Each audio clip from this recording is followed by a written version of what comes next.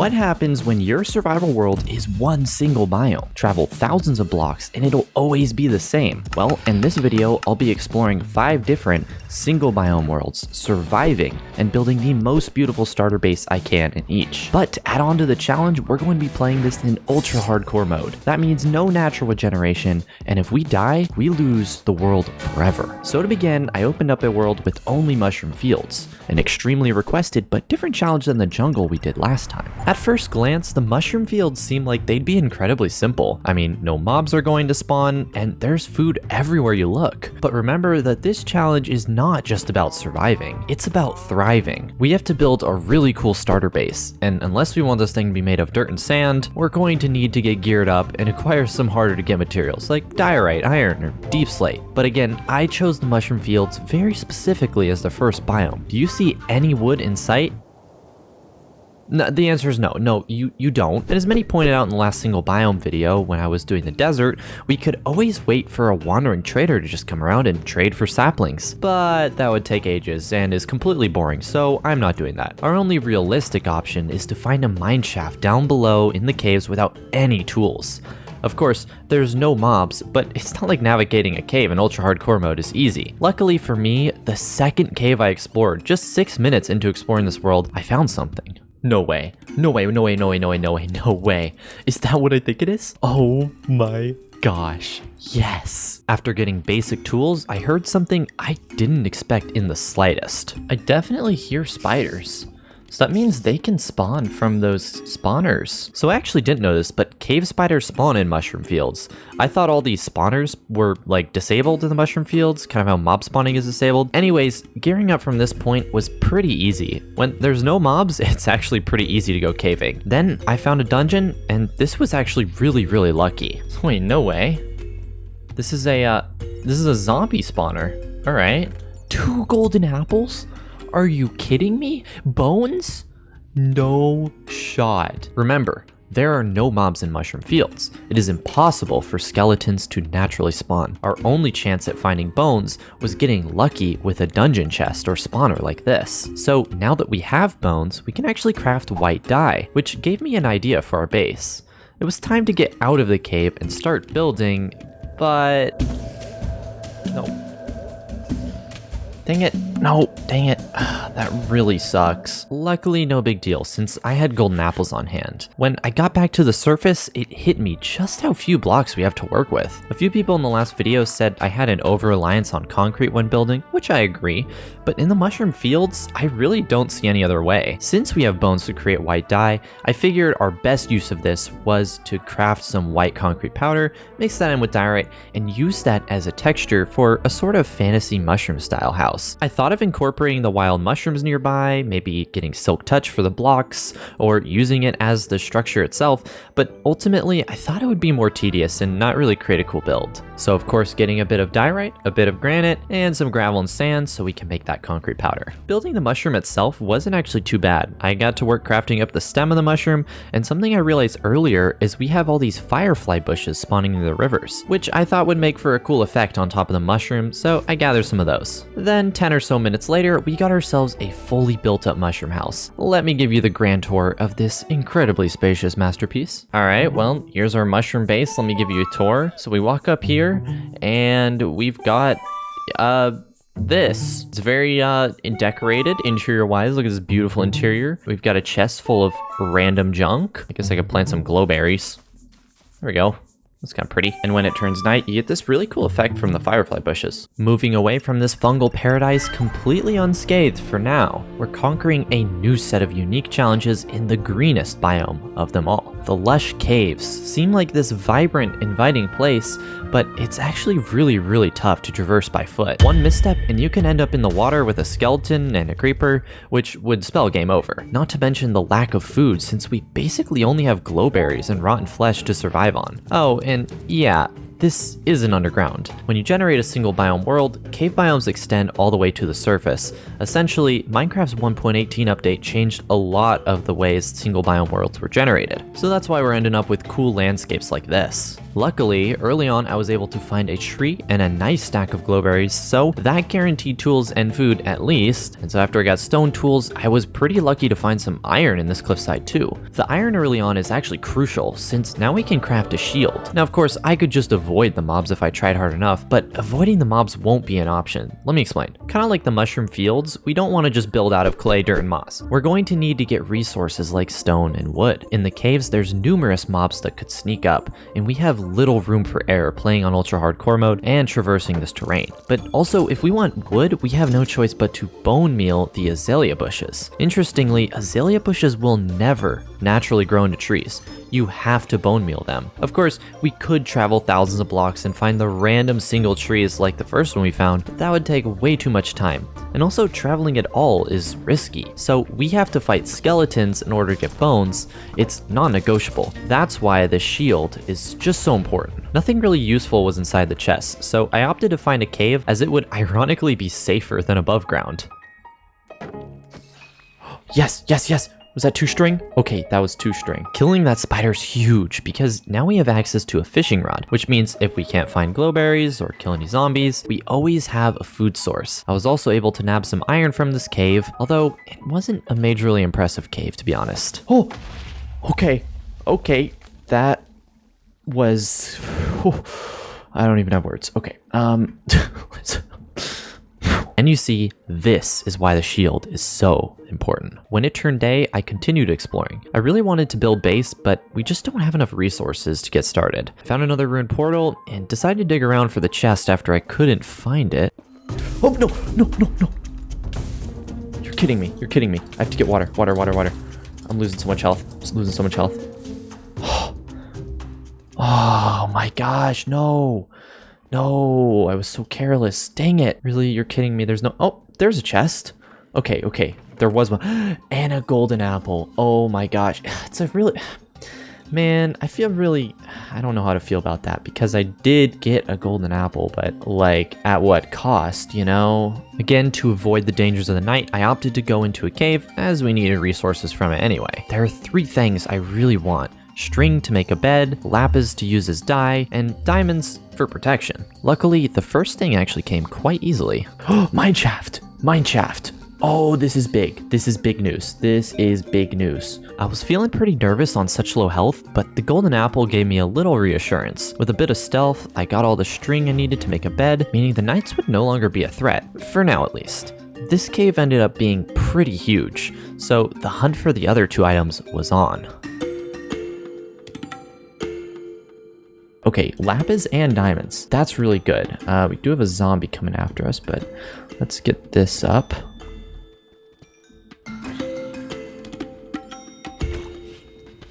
Okay.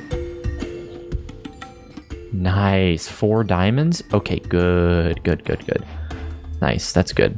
Let's get some lapis as well. Yeah, so if we want to build with blue dye at all, then lapis lazuli is very important. With lapis and diamonds secured, I grabbed some glow lichen just in case I wanted it for decoration, then headed out victoriously. Is what I would say if I wasn't so reckless. All right, we make a run for this waterfall. We make a run for it. I hear a skeleton. Okay, they're fighting each other. Okay, now's my chance. Run.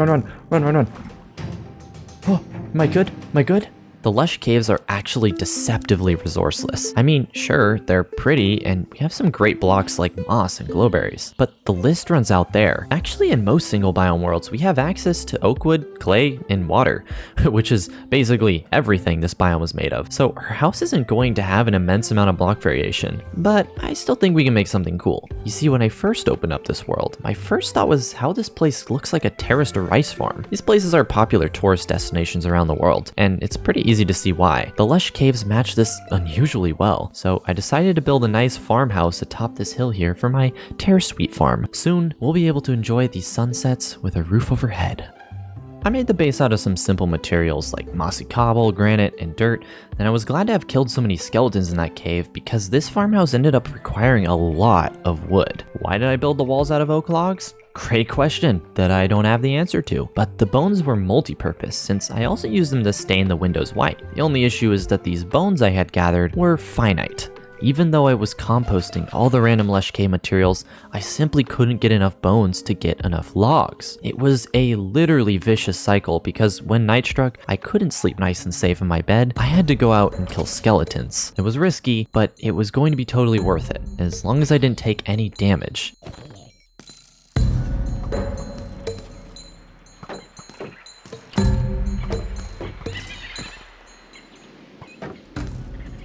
Oh boy, this is risky. Alright, that was risky. I'm done. And I ended up not taking any damage any of these nights. I went monster hunting, which is of course to be expected from a certified Minecraft professional such as myself. I continued to slowly chip away at building this house because I managed to make it out of the most grinding material to gather. But as I was deep in focus building the roof of the house, there was a skeleton.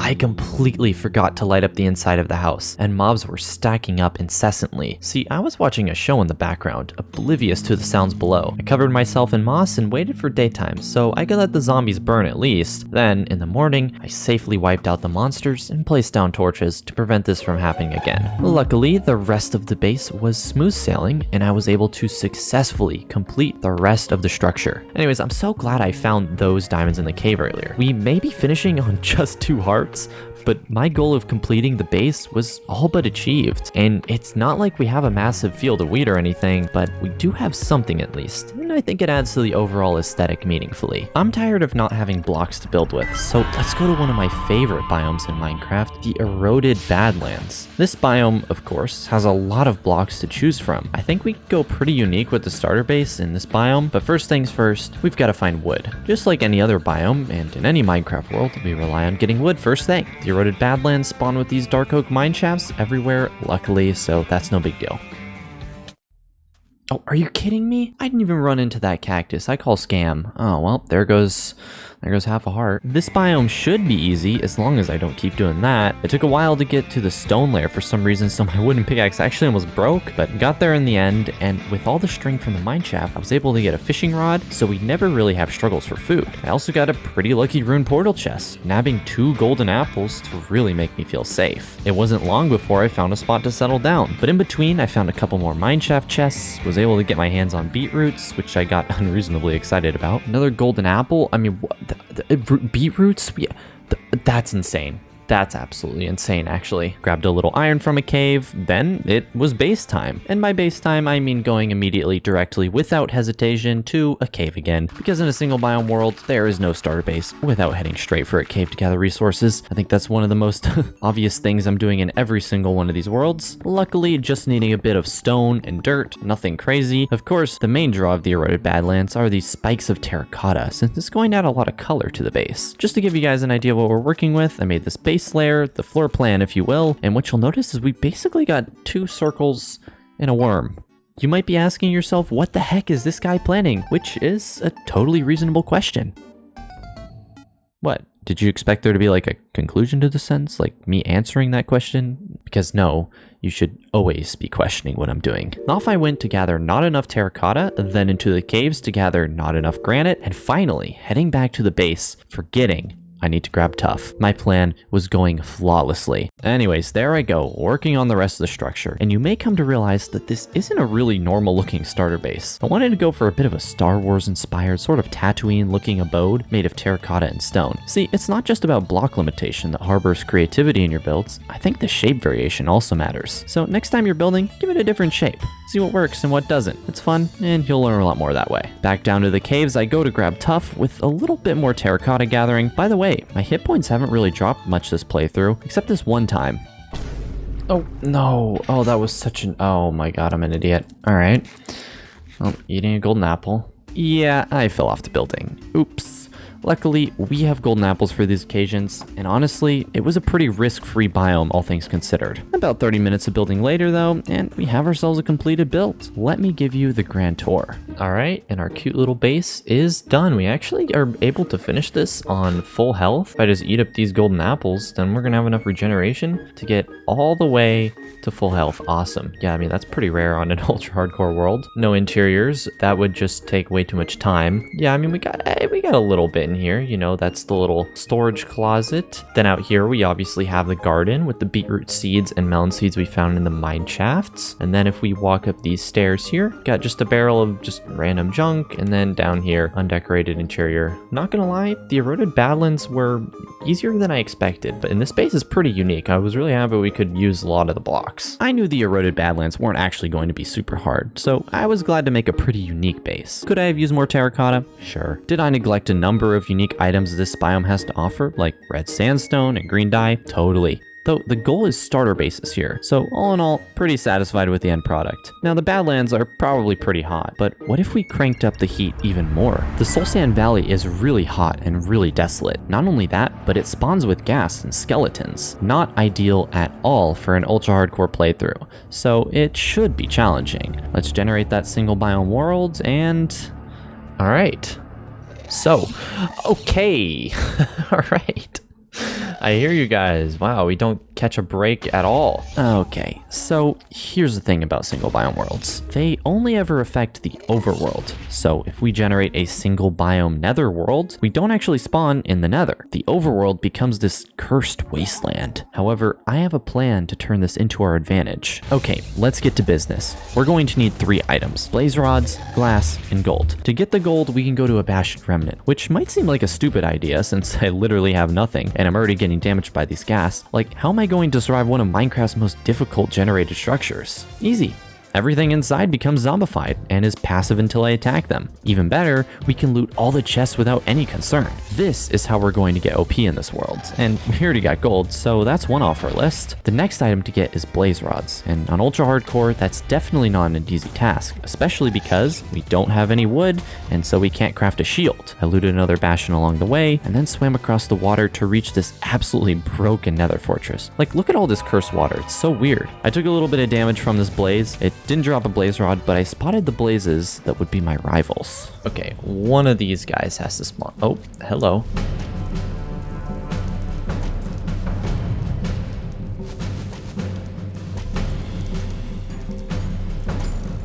Yes, I see a blaze rod. Okay.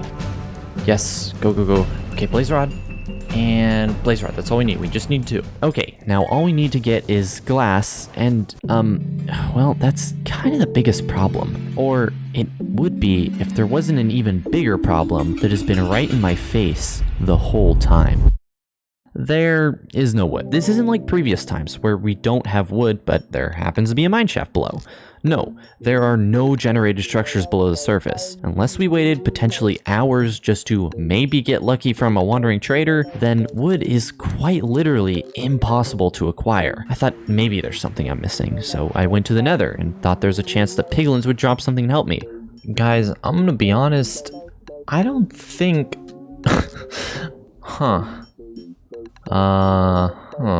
But no, piglins don't even spawn in the Soul Sand Valley, which is how I was going to get the glass bottles in order to make regeneration potions using the blaze rods we got earlier. By the way, as a side note, I used a data pack to make the entire nether spawn as a Soul Sand Valley. This is actually not normal vanilla behavior. So thanks to my friend Devin for quickly whipping this one up. If you like command stuff, then you're gonna like what he makes. So go check him out. Anywho, I left the nether, feeling defeated, thinking I could solve all my problems by using bastions to get overpowered, and for a while things were going well. I found some great chests full of amazing loot, and then... Oh, what? No. I was feeling really discouraged at this point. How was I supposed to build anything if I can't even get a crafting table? Like, seriously, you can't just take the craft out of Minecraft and expect me to build, right? Wrong. That's what the single biome challenge is all about.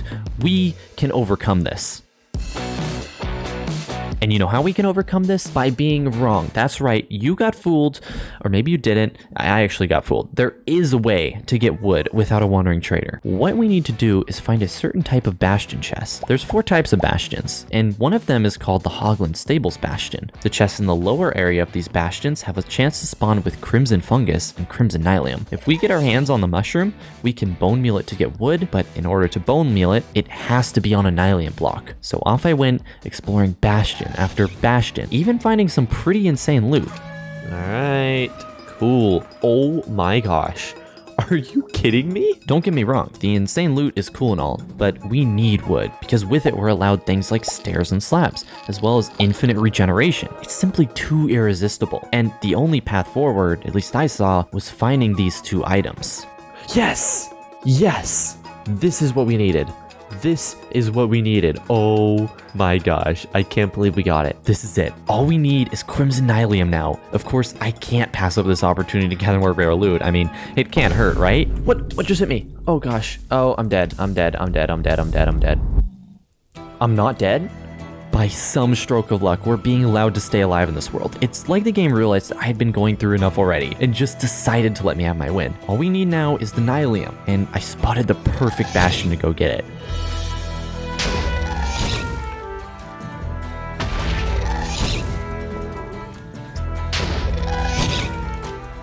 What? That guy just deflected my arrow with nothing. What is this scam?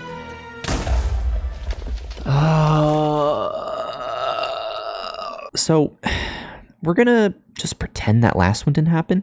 It's clear I was losing my patience already, but boy, oh boy, I was not ready for what this third attempt was about to throw at me. We haven't even started building the base. Now I have to find the mushroom and Nylium again. I mean, my impatience was growing, festering, and getting out of control. As per usual, I avoided nether fortresses to not get sniped by blazes and went and looted all I could from the bastions. I finally found a Hogland Stables bastion. It took me like 30 minutes. And so, of course, I went directly for the chest in the middle. Nope, oh, nope, nope. Okay, wow, this is a lot of monsters that I'm not a fan of. No, this is bad. What? Are you kidding me? Oh my gosh, that was... I did not deserve to get this lucky again. I'm an hour into attempt 3, and twice in a row, the game has just blessed me with unreasonable luck. But this time, I was not going to waste it. Unfortunately, I did all the looting I could in this bastion, but came up empty-handed. No Crimson Nylium, no Crimson Fungus. And for the next hour and a half, that's right, hour and a half, I spent looting bastions, getting occasionally lucky, finding golden apples, and getting absolutely no luck finding the crimson items. The saddest part is that these aren't even rare items. You can find them in most Hogland Stables chests. According to the wiki, they will generate in about 1 of every 4 chests in this lower portion. I mean, netherite upgrade templates are more rare, and I had 12 of them. I probably looted 20 of these Hogland Stables chests and not a single crimson item to be found. But with enough time, statistics don't lie. Now we can loot this place and oh my gosh, let's go. Yes. Okay, 1 of 2 items. Let's go. We've got 1 of 2 items. Absolutely incredible. We've found the Nylium. And then just 15 minutes later, once again, it was statistically reasonable to hope on a crimson fungus, and there it was. Yes! Oh my gosh. We got it. Okay, I'm done. I'm out. Leaving Bastion. I don't care. I don't want anything else. Nope, we're gone. Immediately, this opens up so many possibilities. And the first thing I did was make a crafting table. Finally putting the craft back in Minecraft. Initially, I tried to go after 2 blaze rods and, well, holy crap. Why are there so many blazes? Yeah, for some reason I altered my plans pretty quickly there. Not sure what happened, guys. Of course, from here, I crafted a smithing table to then put some netherite and armor trims on my armor. Yeah, it's safe to say I was feeling pretty protected now, but the lack of health was still a concern to me. Let me show you how we're going to get infinite regeneration, though. Step 1, barter with a piglin at a bastion remnant. Okay, there's our guy. Come here. Yeah, that's right. That's right. Now, I'm going to give you gold, and you're going to give me a fire resistance potion. All right? Yes. Okay, perfect. Step 2, acquire 2 blaze rods. Okay, there we go. Okay, dodge. All right, and then it's just 1, 2. Yes. Yes. Okay, we got 2 blaze rods. All right, we're out. We're out. Step 3, make a brewing stand and brew regeneration. Congratulations! You now have infinite regeneration in ultra hardcore. That's actually pretty hard to do in a single biome world since you have to have access to the Nether. With all this insane gear now, this just became the easiest biome to build a base in. Oh right, that's what this video is about. Building bases. To be honest, the base part of this became an afterthought since I spent 90% of this challenge on just surviving. Nevertheless, I gathered some deep slate and nether bricks, then went back to my little spot in the Nether to build up a cool sciencey outpost sort of thing. I chose this spot in particular because, oh my gosh, there is no way I'm dealing with all those gas in the overworld. But also, being next to this bastion means there's a lower chance of a skeleton spawning near me since all the piglins here are filling up the mob cap. If you ever want to build a nether base, then basing near an unrated bastion remnant is actually pretty smart. I kept the base pretty simple, making it sort of look like a post-apocalyptic structure. Metaphorically speaking, I feel like I survived the apocalypse on the other side of the nether portal, so let's pretend I'm really smart, being all symbolic like that. But with that being said, the outpost is done. I'll give you the grand tour now. Alright, here's our outpost. Pretty cool, huh? And honestly, it didn't take that long to get the materials and build it. Turns out having diamond tools really does help, but if we walk up the stairs here, you can see in here we've got our treasure room, you know, some useful items. We've got, of course, our most prized possession, the Crimson Fungus Annihilatum, regeneration potion. And then, of course, we got the happy gas totem pole. So we can't actually get a happy gas. You know, we can revive it, but we can't ever ride the happy gas, and that's because we can't make a harness. You need glass blocks to craft that, and it's impossible to get glass blocks as far as I can tell, unless we trade it with villagers, but that's logistically a nightmare too, so, you know, didn't deal with it, and that's why we got happy gas totem pole. In fact, come to think of it, I think getting a villager is literally impossible, because we can't find zombie villagers anywhere in the Soul Sand Valley, but there we go, Soul Sand Valley complete. Now, if you thought the challenge was over, and this next biome will be easy, think again. We're going to the Pale Garden, which, for obvious reasons, I'm really scared of. An entire biome of this in ultra hardcore mode? Yeah, let's just get started, shall we? I recorded this biome while the internet was out in my home, so that is why my skin is not working, just by the way. At least in this biome, wood is readily available, which truly makes a world of difference. But it seems every biome has one thing that makes it particularly difficult. And you'd think in the Pale Garden it would be the creaking, but actually no. It's food. Passive mobs do not spawn anywhere in the Pale Garden, so our options are limited to rotten flesh and wheat, unless we get lucky while looting this ruined portal. Please, please, please have golden carrots. Ugh, man. It doesn't. Though, just when I thought I had this biome figured out, and I was making a game plan for food, I find this. Oh my gosh. There's a woodland mansion? Are you kidding? I didn't even know these spawned in here.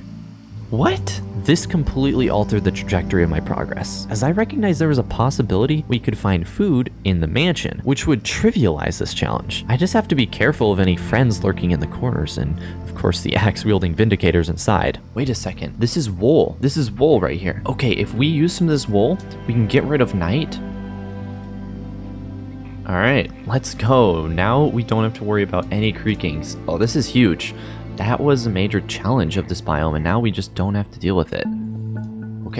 Okay, good.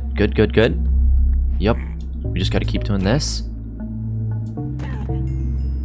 I don't see any of them in this room. There could be some in this room, so I'm gonna get my blocks ready. Okay, no, we're good. We'll grab some of this dark oak because I might use it for building, so I'm just gonna grab the logs. What? No way, there's a whole anvil here? Oh, yes, please, I'll be taking that. I don't know what I'm gonna use it for, but that's like kind of rare and hard to get. You gonna aggro onto me? Hello? Okay, there we go. Ha ha ha. Get wrecked. I think we cleared out all of these rooms. Okay, this is good. Now we just have to be very careful. We have to make our way this way.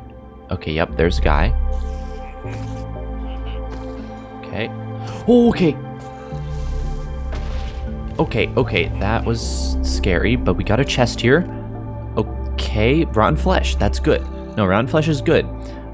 We can use this to heal up some hunger, so we have our sprint back. Okay, cool. All right, skeletons.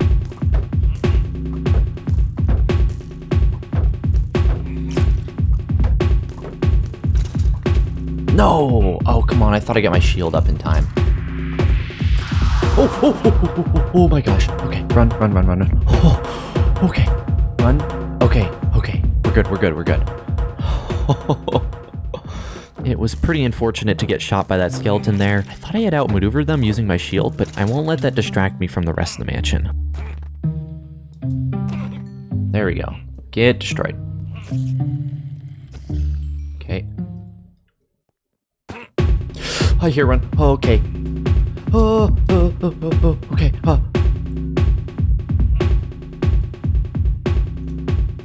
Oh, they just fell from above. I'm one shot. I am seriously one shot. That was so risky. Okay. I think this is the room with the chest up here. Yeah. Oh, yes. That's good. Yep, come here. Just want to keep checking my back, make sure there's no guys, behind me. Checking here. Ooh, this is good. This is good. Melons are good. This is a very good food source, especially in ultra hardcore when we just need to get back our sprint. This is good to have. All right. We've got another chest here. Oh, golden apple. Yes. Oh, this is so good. Oh, my inventory is so full.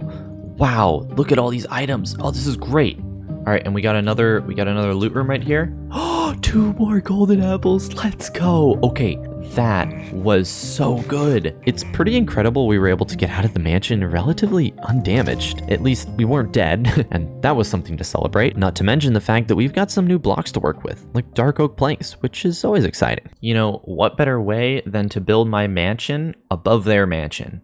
I mean, it'll definitely be smaller mansion, but it's at least higher. It took a while, but I started to clear out this area for my small, but definitely cooler looking mansion atop this hill. And when I broke these trees, I found no creaking hearts, which was a little weird. And I don't know, are they just like super rare or something? I feel like I would have found one by now in this playthrough. Maybe I'm getting lucky, but hey, I'm not complaining. I'm not complaining, that's for sure. I recognized that building out of dark blocks would work really nice in the Pale Garden because of the high contrast it would have against the forest. So I went in search of a cave to explore and get some deep slate from. Luckily, I had this respiration helmet from a ruined portal earlier, so I dove down into this aquifer and actually found some diamonds, which was a nice find. But I was more excited when I surfaced in this little air pocket and found my favorite structure in these single biome worlds. Okay, well, I guess we got ourselves a mine shaft. First of all, I was excited I had a chance at getting golden apples. And second, I was excited because it would be a lot easier to gather deep slate there than underwater. Oh, a dungeon chest.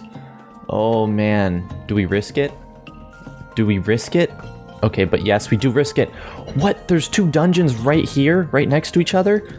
Oh, this is really good. We have a high chance for some golden apples here. Oh my gosh, what do we got? Okay, nothing amazing. Okay, nothing amazing. 2 golden apples, oh my gosh. Okay. This is good. This is worth it already. And a 3rd golden apple. Okay, this was very worth it. Words can't describe how safe I felt after that treasure trove. That being said, I was eager to get out and build our mansion, so I gathered an obscene amount of deep slate and tough, as much as my inventory could carry. I did get a little bit jump scared by this zombie and took some damage, but it wasn't a huge deal since we had healing. Back up at the surface, I cleared out a few more trees and figured I should probably get some diorite and stones. The diorite was easy enough since it was just right here in this nearby cave, but for some reason, when I was trying to get andesite, it was a nightmare. I don't know if it just doesn't generate up high or something, but I couldn't find any. I had to trek all the way back to this river, down the aquifer, in the little air pocket, and then bridge my way out to some andesite. Yes, andesite. And then when I was digging it, I got suffocated by a bit of gravel and took damage. Like, what the heck? I don't remember andesite being more difficult to gather than diamonds. I had to have just got unlucky here, right? Like, andesite does spawn up high. Finally, time to start building this mansion. Unfortunately, I don't have infinite time and can't make this mansion as big as our illager neighbors, but I did want to go with something that felt a little Victorian-esque. We've got this big old foundation made of various stones. Then for the mansion itself, I alternated tough and pale moss blocks to get almost like these gray wood panels. I thought of using resin on this build since that's another pale garden block, but it's a pain to gather, and it would actually be kind of hard to fit in. I didn't want this thing to look super bright when you see it, which is why I opted to use pale oak as trimming and detailing on this build, as opposed to having it make up the walls or something. Out front, we've got this big awning or patio type thing. I even used calcite from this geode I found early on in the world to detail it. Then of course, the reason we needed all that deep slate was to adorn the roofs with it. It had so much contrast, but isn't oversaturated and distracting like resin, and from afar, the roofs really help to make this place stand out. The last touch was a chimney on this far side, but I needed to get some bricks first. No problem, just need to grab some clay and then get back. Alright, please, please, please, can we just not get creaked? Can we just not get creaked? I really just want to get home, build my chimney, and be done with it. Hey, hey, oh. Run, run, run, run. Where's the creaking? Okay. Okay, we're good. Okay, alright. We're good. I think we're good. Alright. Hey guys. Okay, home sweet home, yes. Did I light up the inside? I did. Finally, the last blocks of the chimney go into place, and our totally smaller, but definitely cooler looking mansion is now done. Let me give you the grand tour. Wait, where did this chicken come from?